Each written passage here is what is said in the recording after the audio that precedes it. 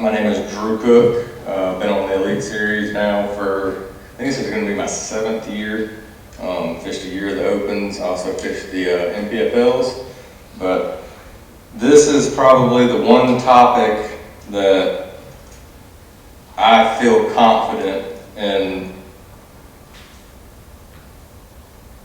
knowing a lot about. How about that? I know a lot about everything. I'm jack of all trades, but this is the one thing that I feel that everything I can tell you is legit.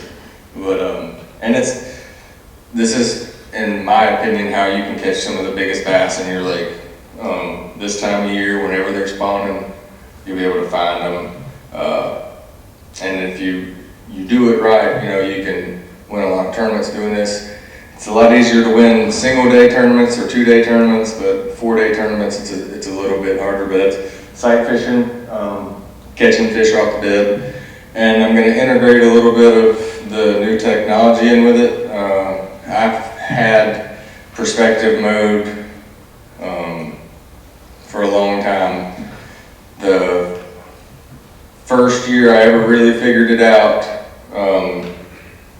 we were at St. John's River in 2020 or 2021. Most of the bass that I weighed in came off bed using perspective in canals. Most of them were bedding on dock posts, and I tried to keep it as quiet as possible, never really say anything about it. And then last year, we saw what Scott Martin did, and he showcased it to everybody. So I'm gonna give you a couple of secrets now. I've got some video on here of fishing for them on perspective, and like what it actually looks like from what you see with your eyes. So it should be pretty good. But this is perspective. If you haven't used it before, this is actually the graph that I run. I don't run touchscreen Garmin's. Sheer fact of water getting on the screen, it'll pause it and you click it and stuff. But if you look right here, I'm in 8 foot of water. There's a high spot right here. That's probably, it's a pretty good bit higher than everything else. Probably 2.5, 3 foot higher. There's a little stump right there. That's a big bass right there. There's a trash fish right here. Gonna say probably like a gar or something like that. And this next one, another thing. Whenever I'm actually doing this, fishing for one, I bring it all in. I'll run it to about 40 foot until I get what I'm looking for. I want the bed that I'm looking for to be about right here on my screen. So this is 40 foot, then that's what I want. If it's a little bit closer, further, whatever, I want whatever makes the bed get right here. I don't want it right here. And I don't want it way the hell over here. I want it about right here. This is going to be the sweet spot of where all your transducers are going to meet. But so is that 40 foot straight across all the way? It's 40 foot to right here. So this one right now is at 70 feet. Right. That's 70 feet right there. And this whole ring right here is 70 feet. Because it's all curved. It's not flat square like you would want it to be, or that you think it would be. It's all curved. And like a lot of times you'll see stuff in the corner over there where your boat little thing is, that's a little bit further away.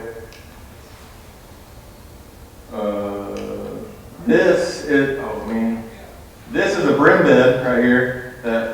This is just to give you decent ideas of what stuff looks like shallow. But this is a brim bed. You can obviously see the brim beds with the brim in them. These are pretty good sized brims. This is all brim bed. You can see this brim bed right here. It's got brim in it and a bass swimming over the top of it. And this is pretty zoomed in too. This is at like 45 foot, and this one's a little bit further out, 60 foot or so. But I didn't know Felix was going to come back in here. I was going to show you all some good stuff, but I'm not I'm just kidding. This is the bed right here, and that's the bass inside of it. So I'm trying to film this with one hand, and I've got my rod in the other hand. But my bait is in the back corner right here, and you can see this fish. This is surrounded by grass. This is almost topped out grass everywhere. So the grass is about that far below the surface, and you can see that fish in there. It actually bites it, but I'm trying to film and everything. But this is what you want. This is what I'm talking about, where I wanted my bed to be on my screen and everything. That gives you the best chance to see your bait and stuff like that. Is that a fish in the bed to the right of that too? No, this is almost topped out grass. This is where it gets really close to the surface. This is grass that is sticking out of the surface. This is grass that's all the way to the surface. Same here. And you'll look in this picture right here. This is the bed that I was just showing you. All this grass, you can see the grass is that far underneath the surface. And this was that grass that I was talking about that was on the surface. And this is the grass that was on the surface, and that was the bed. So being able to zoom it in like that, you know, you could see the whole thing. I could have made one of the most badass videos ever on doing this if I could have had somebody film this and filming on the screen at the same time, watching the fish cut the circles, you know, and reacting to the bait, all while showing it on the actual screen as well. But before we get into all that, or now that all that's into, I'm running through all my little doohickeys. When bed fishing for a tournament, I mean, show of hands, how many people tournament fish in here? So you mostly want to know what to do for a tournament scenario. In practice for a tournament, whenever they're on bed, I very rarely make a cast. If I do make a cast, it'll be at the end of the day, on the one I'm going to start on probably. Try to find that sweet spot before we get started. But I'm just going to mark fish, and I'm going to have 3 separate waypoints. For a multi-day tournament, the way I do it, I have a day 1, 2, which is going to be your really easy to see, easy to catch males, and those could be anywhere, you know, from, depending on what the lake is, but, you know, decent sized males, not very big. I'm going to have a waypoint that's a lot harder to see fish. You know, maybe they're under a bush or like under a dock. Very hard to see, something that a lot of people are going to overlook and not get caught, say the first 2 days of a tournament. That you have something to go to, you might have to cut some limbs or something like that to catch those. Those are going to be the males I'm going to save for a rainy day. And what I mean is just later on in the week, once I run through all my other ones. And then I'm going to have another waypoint. Mine, I have just a regular dot, whatever color I'm using for the year. Could be yellow, blue, whatever. If I've been to a place, I have different waypoints every time. But I'll have a dot for the easy males. I'll have a heart for the harder males, and then I have a $sign for my females and my big males, 5-pound males. And I will label every one of them. And if I know, like say we're practicing for the tournament day before, but I know it's going to rain, it's going to be cloudy, windy, whatever it may be.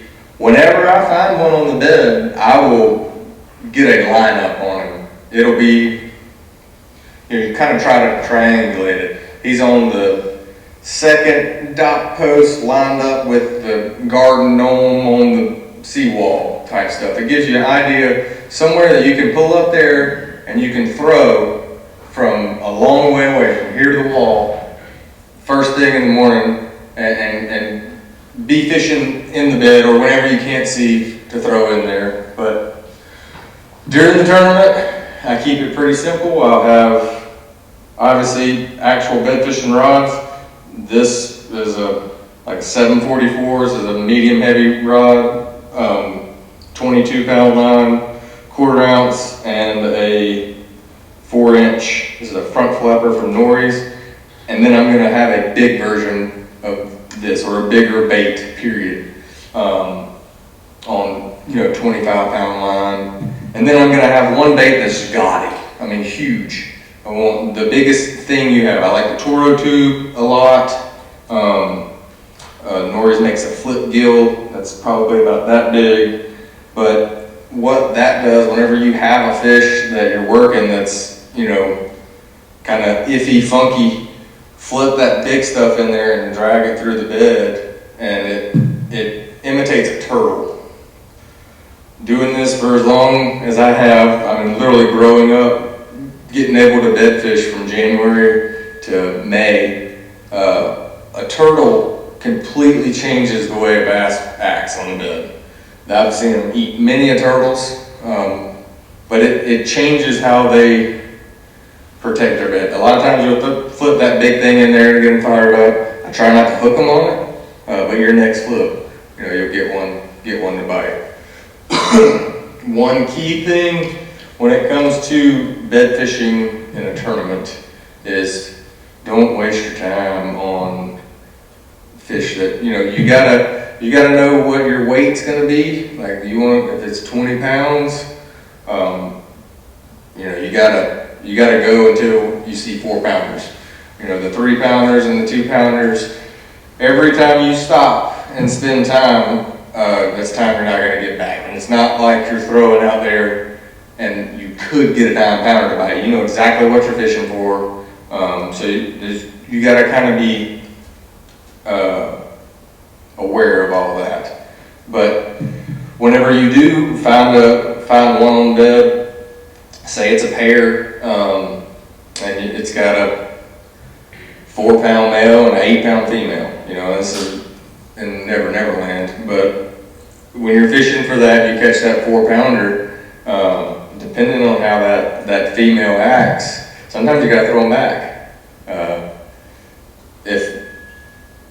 If the female has, and they've actually laid their eggs, the female will stay there. If they haven't laid their eggs, that female will leave, and she will find another male close and spawn with that male. I've seen it happen. I had one 7-pounder on Santee that was on 3 different beds in 3 different days, but I ended up catching the male on all 3 of them, and I finally caught her the 3rd day. But that tournament also, I threw back 3 bass that would have helped. I threw back a 4-pounder that would have helped at the time, but it worked out. Sometimes it doesn't work out. First fish I caught at Murray 2 years ago was an almost 5-pound male, but the female that was with her was huge. She was like a 9-pounder, and threw it back and never caught either one of them. So it's risk versus reward, high risk, high reward, but it can also burn you. When you're actually fishing for a bass on the bed, the best approach that I can give you is you've got a big circle of the bed. My first pitch is going to be past it, obviously, but go through the center, and I'm going to kind of grid it. There's a sweet spot on that bed. It could be the end of a stick or a shell or something where it's going to be about that big, but it's where the actual eggs are. And whenever you get in that situation, say the fish is kind of paying attention to your bait, but not really getting too fired up, and then finally you bring it across, the one shell or something, and he either spins around or does something, but you can tell he gets really excited on it. That's going to be the sweet spot, and you're going to have to repetitively get on that. But There's a couple different ways to get them to bite. I like to, whenever I find that place like that, I like to move my bait as much as possible without moving my bait. You want your bait to be moving, but you don't want it to be actually moving in place. You want it to be moving in place. You don't want it to move away. And the way that I do that is I shake the slack in my line. So my rod is out there, I'm holding it, you know, it's not very tight but not loose, and all I'm doing is shaking the slack. My bait right there is not moving, you can see that, but it's moving a lot. Imagine in the water, obviously it's going to be a little bit better. Benton does it like this. I mean, I've seen people take the line like this and do it. Like, however you can do it to make it move without moving is what you want to do. You'll also run across a couple times where a bass just won't act right. They don't want to eat. I prefer them to eat it off the bottom. If they eat it off the bottom, when they suck it in, they're going to have the bait in their mouth. Your likelihood of catching that bass is very high. Sometimes there's stubborn ones that just won't do it, but bass have instincts, just like me and you. If I threw this rod at you right now, you try to catch it, or a ball, or whatever. Bass are the same way. They have no hands. They use their mouth. So when that fish is swimming up there and you hop it right in front of his face, it's called shock biting. Instinct takes over and they suck the bait in. Bad thing about that, you will hair lip a bunch of them and lose them right there. They'll come up and jump and you'll lose them. So I try not to do that. Sometimes it's inevitable. It has to be done just to be able to catch the fish. But I prefer to get them on the bottom. Yes, sir. For us old guys, for us to even see them, is there any experience you've had with your sunglasses? Yes. Brand? Yes. Yes.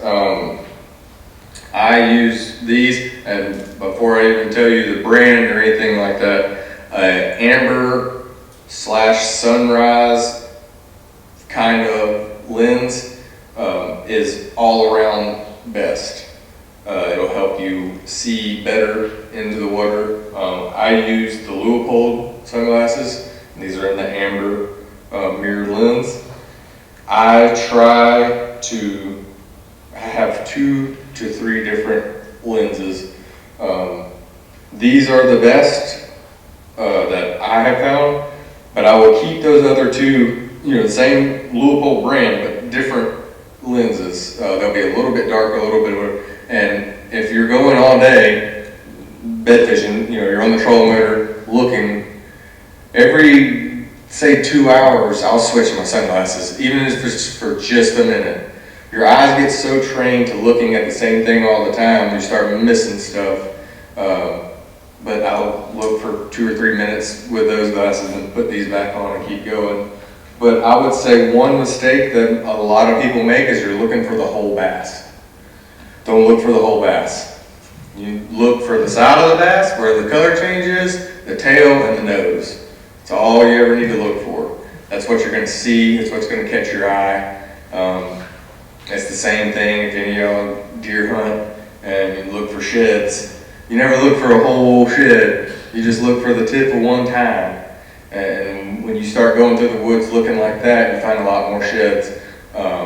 Same thing with bass. You're looking at the tail and the head and the side. The color change on a bass is very easy to see as well. But if you're looking for it as a whole, and especially up here, like Lanier, Hartwell, what's another, like Norman, the bass, they almost get like translucent green. And they actually will blend in a lot of times, especially if it's a deeper bed or the wind's blowing a little bit, with like the green, little bit of green grass that's in the middle of the bed. they'll kind of blend in with it. This is one of the only places that I've seen like that. Normally at home, all the good ones are dark. And that's another thing. The color of a bass tells you a lot about them. If you have one that is like white and it's just got the prettiest little black splotches down the side, looks like it'd be mounted in Bass Pro Shops, it's going to be a very hard fish to catch, like extremely. She's got that color because she's still in the courting process with the male. And I know I'm not a biologist. I don't know this for 100%, but I've done enough. I got a pretty damn good idea. Whenever you see them like that, it's going to almost be impossible because they're still dating. But that same bass, in 30 minutes, 45 minutes, a couple hours, you'll come back by there and the top of her will be dark green and she won't look really white. And you'll see the same color whenever they're actually rubbing on each other. Very hard to get them to bite when they're doing that. But when you come back and she's dark, it's game on. You know, that means they've already done their deal and it's, she'll help protect the bed when the male's gone. But the color is one thing. Red eyes, if you in practice are going down through there and you see a male on the bed and you can physically see his red eyes, you catch him on the first flip, or he'll at least bite it every time. I don't know what it is. I don't know what changes in them to do that, but it happens. Also, whenever I'm bed fishing, I will never throw in front of me whenever I'm looking, like during a tournament. I'll throw a wacky rig around a lot, or a skinny dipper. It just depends on where I'm at. Like a linear, throwing a wacky rig, and maybe a top water around a little bit. But I'm not throwing where I'm trying to look. I'm throwing where I'm not looking, whether it be the other side of the creek or underneath the docks or whatever. Because I want to see the fish where the fish are supposed to be. I don't want a fish to swim away from where it was supposed to be and then me see it, and it takes so much more time to figure out where the bed is and what's actually going on. In grass places, I'll throw a top water buzz bait or skinny dipper stuff around. And that's kind of a different deal there because it's also going to help me find fish on the bed, especially if it's a big grass plat. I don't really have a defined bank line to look. It's a flat, say with a sandbar or something, and it's going to help me find where a fish is. It probably won't eat it, blow up on it, and then you know what to do.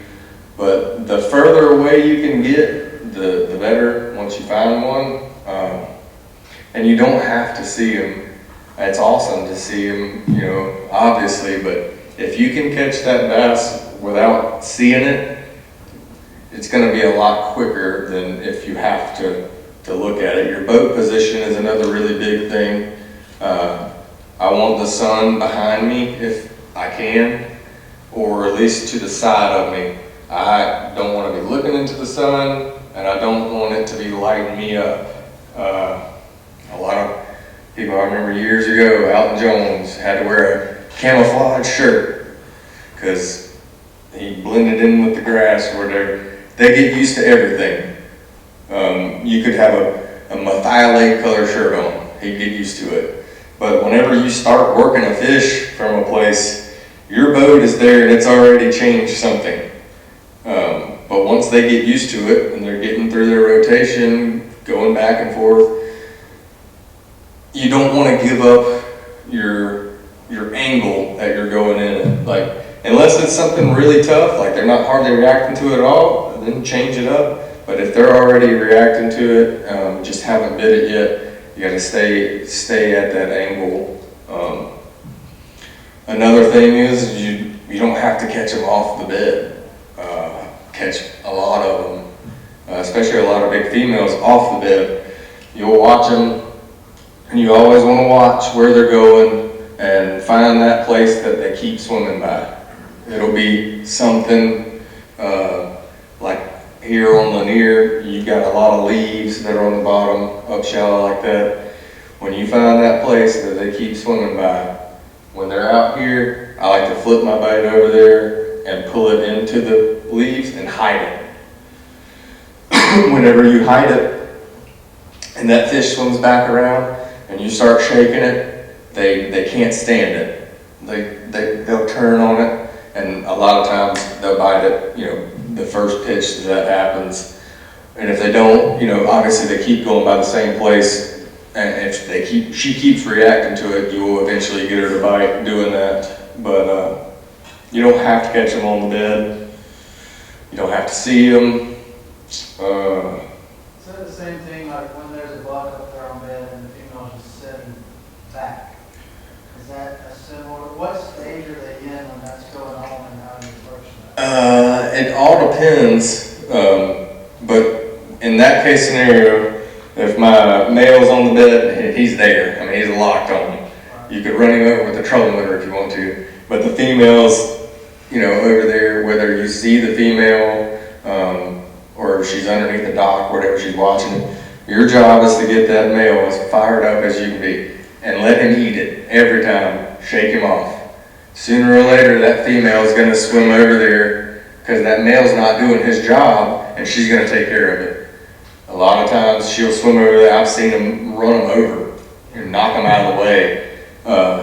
And I've also seen it the other way. I've also seen when females get up there and the male keeps pushing her out of the way because it's not her job. He'll take care of it. And whenever you see that, a lot of times it's better to just go ahead and catch the male. Especially if she's trying to get up there, catch that male. If you can, put him in the box.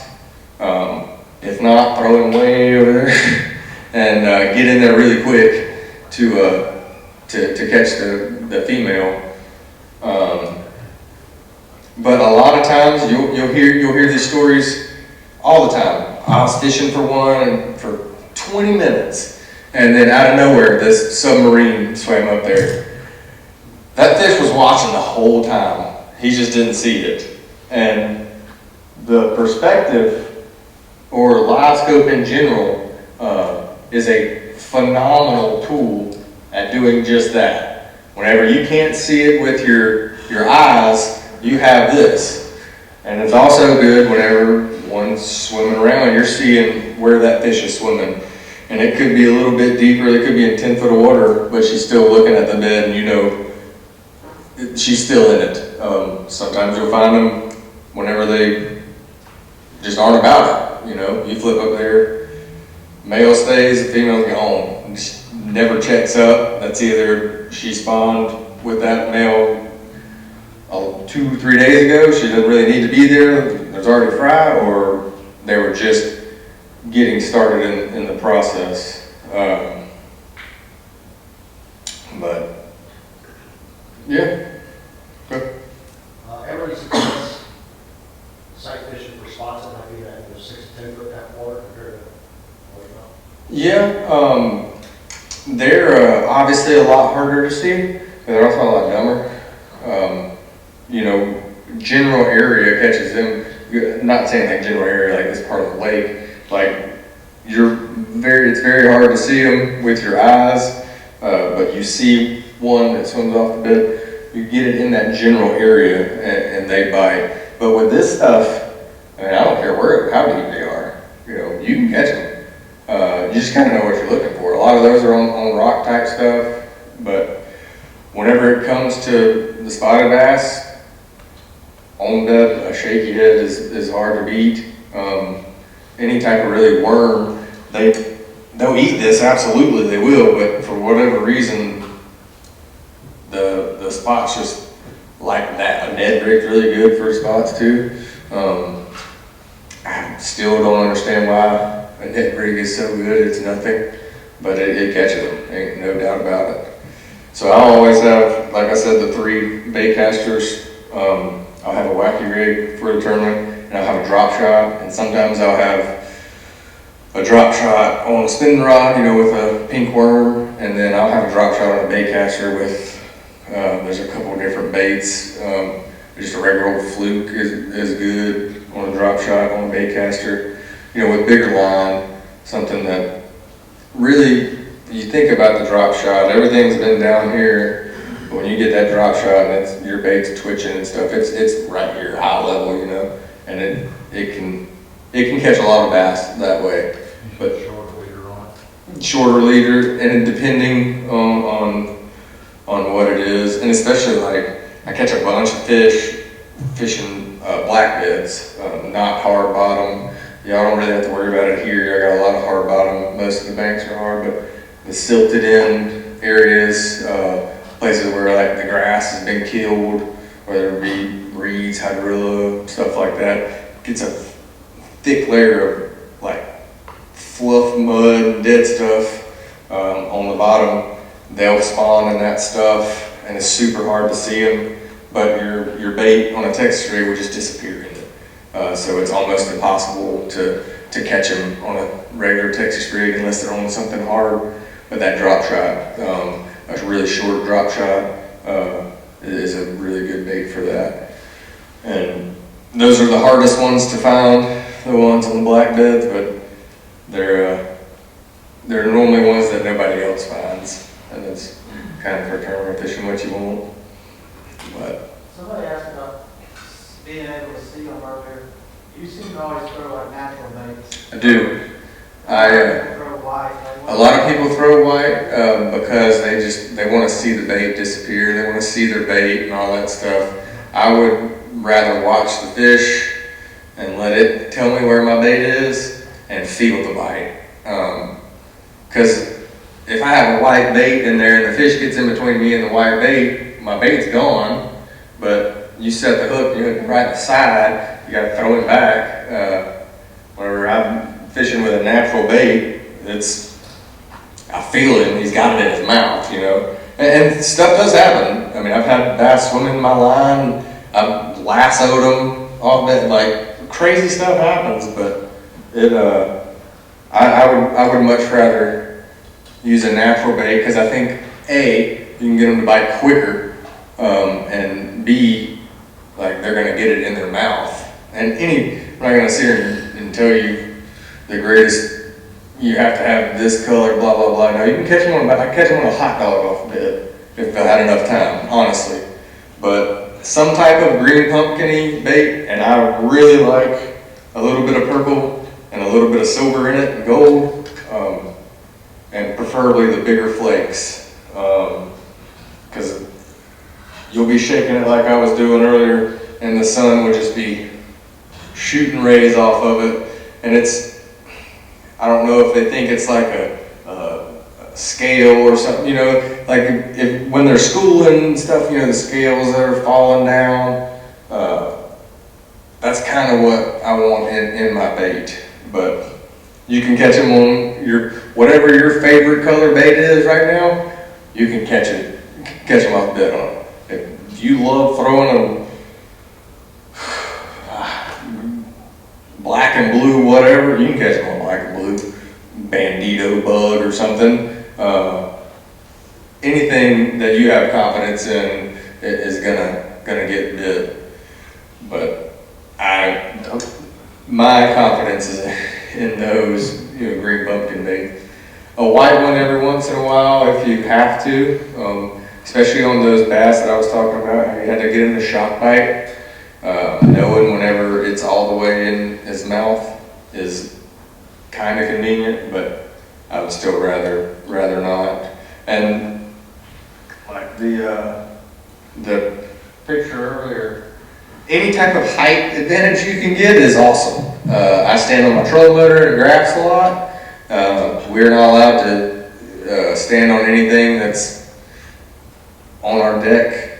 But I mean, if you're fishing the Tuesday nighter and it doesn't matter, you got a cooler in your boat, throw that cooler on the front deck, stand on it, while you have your buddy trolling around, or whenever you find one, it'll help you see further, and just be careful when you set the hook and get down.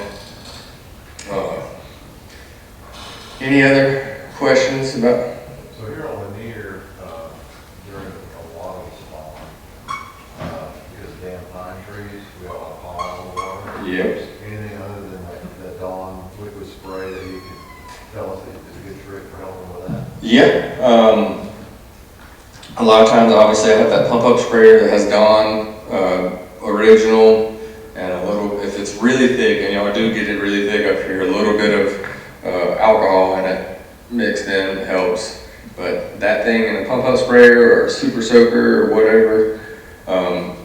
Also, what I'll do is I have a dog bowl in my boat, and I'll put the Dawn and water in it, and I'll take a frog, most times cotton frog or something, and suck the water into it and get it all in the legs. And as I'm going down the bank, I'm throwing that in front of me and reeling it back, and it's literally it's like Moses parting the Red Sea of the pollen. And that way it's already kind of done as you go up there. But when it's super thick, that one doesn't work as good. When it's not as thick, that's what I'm, and if it's like really thick, I'll get in the middle of that pocket and just go ahead and go down it while I'm spraying. And I'm talking about gassing it, get it everywhere. And that way it kind of cleans the whole pocket up, and then kind of come through back. But yeah, I always have, anytime somebody gets in my boat, during the spring, the marshal or whatever, what is this, what is that? You always have to explain it. It used to be the super soakers, and then I used to have a 5-gallon pump-up sprayer I just kept in there, but it was so hard to keep around. I have a 1-gallon pump-up sprayer. But anything, I mean, you can put it in a water bottle and stick your knife in the top of it, or hook a hook in it, whatever to get it done.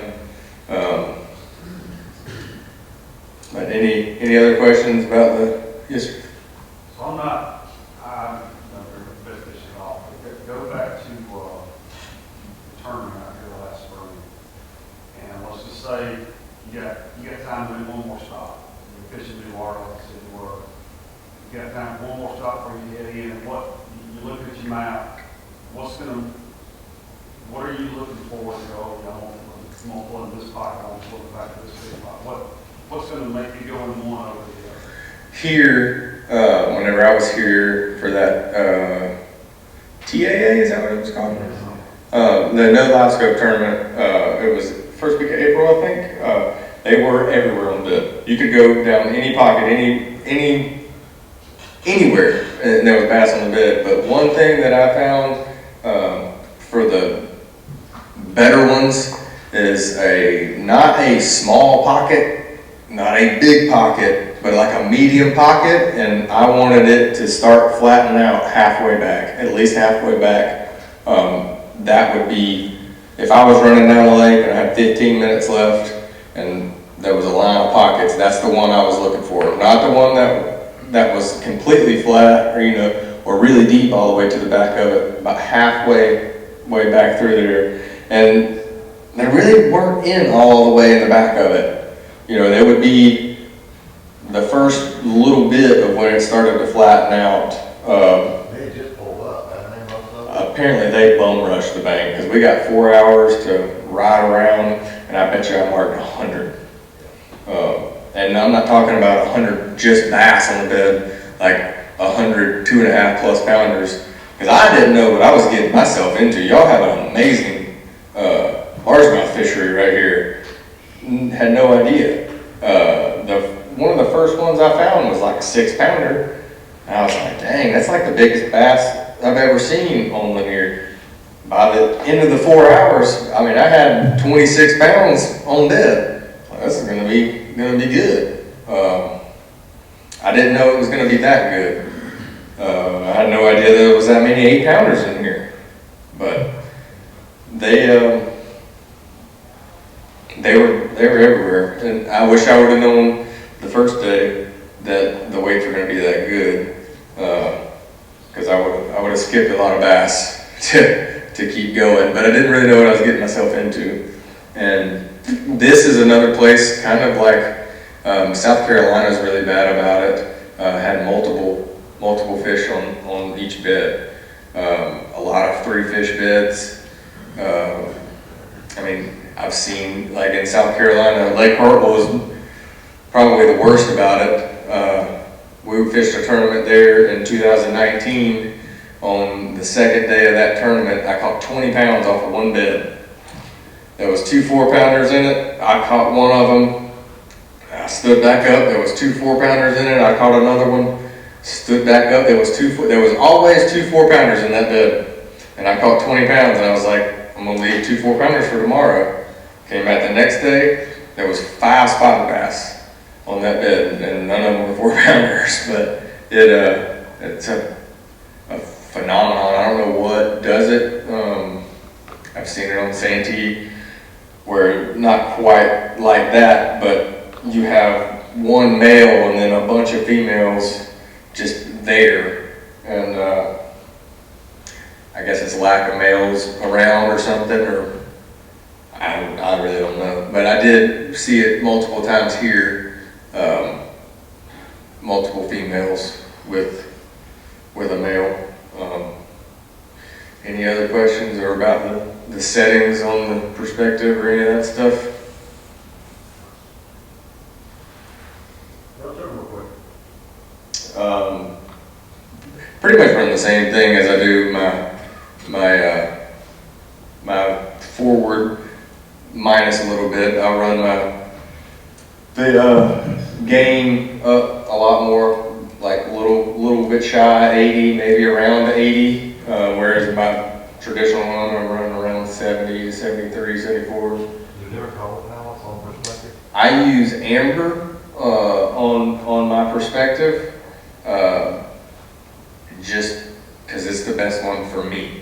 Now, it might not be the best one for you or you or something like that, but that's the best one that I've found for being able to see. One thing you will struggle with is seeing your bait on perspective. An easy way to do that is if you have top water, you throw your top water out there and it gives you a gauge of how far you are. But you'll see the top water go across the thing. I keep a bunch of tinfoil in my boat. I'll wrap tinfoil around this thing, flip it in there, and then I know where to flip. And then you'll be able to just repetitively cast it. But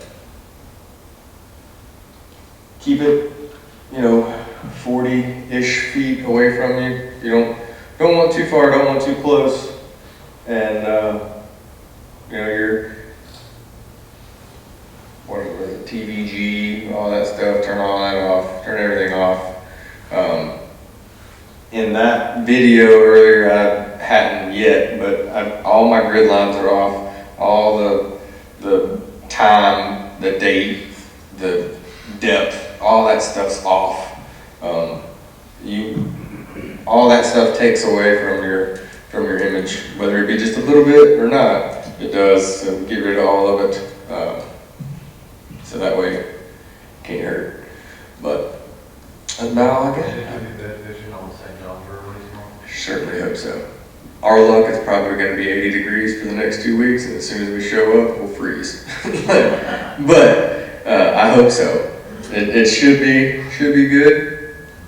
There's a bunch of them moving up as we speak, but I'm hoping that the first about 6 events that I've got this year, I'll catch them off the bed. It's gonna be 90 down there this week, I think. Can't wait.